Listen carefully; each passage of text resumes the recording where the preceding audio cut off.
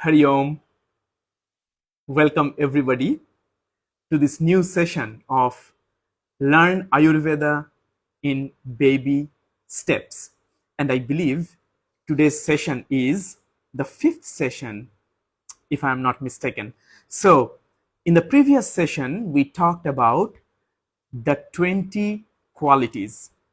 The 20 qualities that appear in pairs, and therefore there are 10 pairs of yin and yang, 10 pairs of opposite qualities that constitute, that govern the fundamental principles of Ayurveda. Now, in the session before that, we talked about the 5 great elements that exist and that constitute everything that is around us and inside of us. And those are earth, water, fire, air, and ether. And then we talked about the 20 qualities. Now, of course, I mentioned in the previous talk that if there is a substance, there has to be one or more qualities of the substance. And of course, these 5 great elements has their own qualities. So this session, I will not connect the qualities with the 5 great elements, but rather I will reveal the 3 fundamental functional humors that exist in a living being that governs the physiological, psychological, all the functions happening in a conscious being.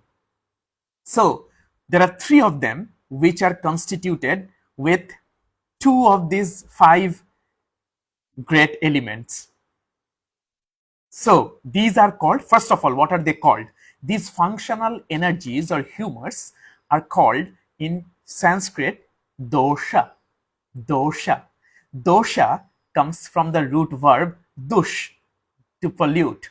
So which means doshas are the functional energies that are prone to get polluted or imbalanced due to improper diet, improper lifestyle, and all of that. So dosha, there are 3 doshas that any living being has, and these doshas govern the psychological and physiological functions of the body happening day and night since our inception until the last breath. What are these doshas? 3 doshas. Number 1. Why number 1? There is a reason for it, because this dosha is called the king or the queen of doshas. Vata. Vata. V-A-T-A. Vata. First A is a long A, second A is a short A. So Vata. Vata in Sanskrit literally means air. So this functional energy corresponds to all the dynamism, all the movement in the body that is happening. We will talk more about that in the subsequent sessions. But for now, just think about that what Vata is composed of.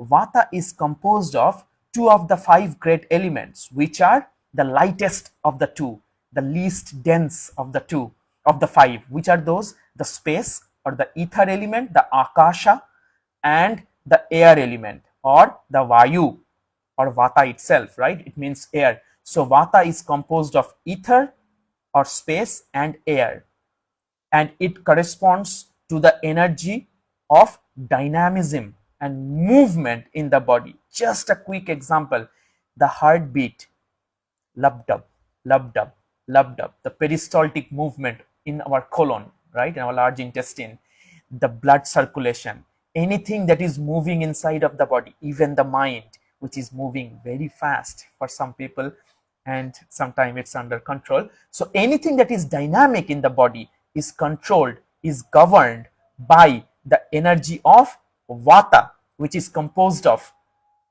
air and ether. Then the second of the functional humors is Pitta. Pitta, say with me, P-I-T-T-A, Pitta. So Pitta is composed primarily of fire and a little bit of water. So fire and a little bit of water. So Pitta dosha, what does it correspond to? Which kind of functions in the body? Anything that is the energy of thermal energy, the energy of transformation, metabolism, that is governed by the Pitta dosha. What a quick example can be? Quick example can be the fact that I am speaking some words and you are transforming those words into meaningful information. So you are having a transformation happening in your brain. Your intellect is actually analyzing, dissecting what I am saying and making sense out of it, right? Transforming the words into meaningful information or wisdom. That is, so your intellect is governed by Pitta dosha. Then another very obvious example of transformation is digestion and metabolism. When we eat some food, the food does not stay as the food, right? The food stays inside for some time and it mixes with the digestive juices and all the other hormones and all the other elements that are taking part, including the air, right, that is there, including every other.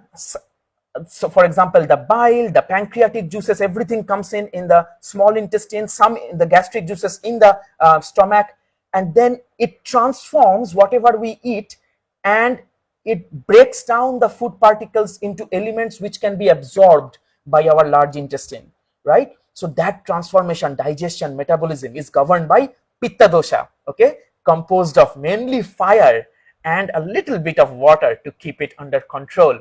Now the last but not the least dosha or functional energy is the Kapha dosha. Now Kapha, P-H-A, K-A-P-H-A, Kapha dosha. Kapha dosha, that is constituted of which two great elements? Earth and water. Earth and water. And that corresponds to potential energy in our system. That corresponds to energy that is associated with cohesion, stability, right? Cohesion and stability. So whatever tissues we are building, right? Our body is developing tissues. We get nourished. When we eat food, we are nourishing. When we sleep, we are resting. Our body's potential energy is at the highest point when we are resting, sleeping. Our body is recuperating. So whenever there comes the energy of stability, cohesion, nurturing, that is the energy of Kapha dosha. And Kapha dosha is constituted of earth and water. So these are the three main functional energies that drive the principles of this ancient holistic science of Ayurveda.